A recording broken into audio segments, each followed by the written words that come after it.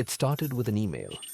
Grace, a young archivist, received an unexpected message from her estranged grandfather's lawyer.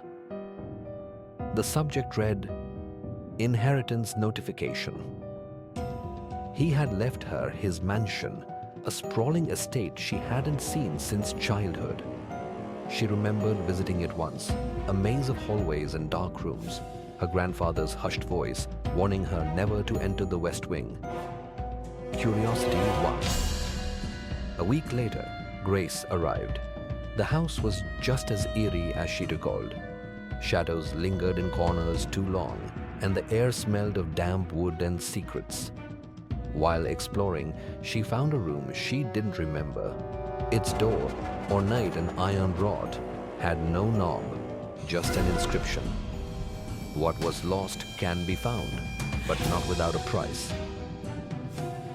Pushing it open, she stepped inside.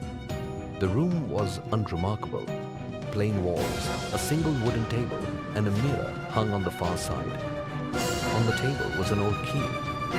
Something about the key unsettled her, but she picked it up anyway. As she turned to leave, the mirror caught her reflection, or so she thought. The figure in the glass didn't mimic her. It stared, unblinking, before speaking in her voice. "Why did you come back?" Terrified, she dropped the key. The reflection smirked, its movements no longer matching hers. "You shouldn't have taken the key," it hissed. Grace stumbled out, slamming the door behind her. The key was still in her hand. The house began to change. Hallways she had walked moments ago disappeared. Doors led to different rooms than before. The whispers started soon after, faint, echoing, like voices just out of reach. Determined to leave, Grace raced for the front door, but it wasn't there.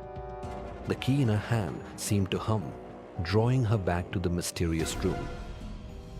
Inside, the mirror was no longer a reflection. It was a window, a portal showing her childhood.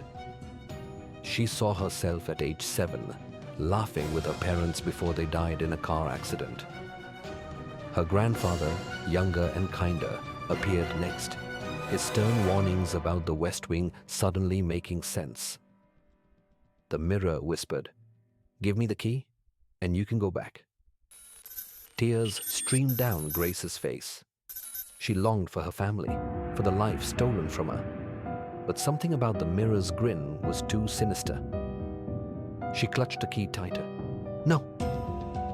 The house roared in anger. Walls trembled, shadows stretched, and the room began to collapse. With no other choice, Grace hurled the key into the mirror. It shattered, and everything went black. When she woke, the mansion was gone. She was lying in an empty field with no sign of the house or the horrors inside it. But in her pocket was a small ornate key, humming faintly.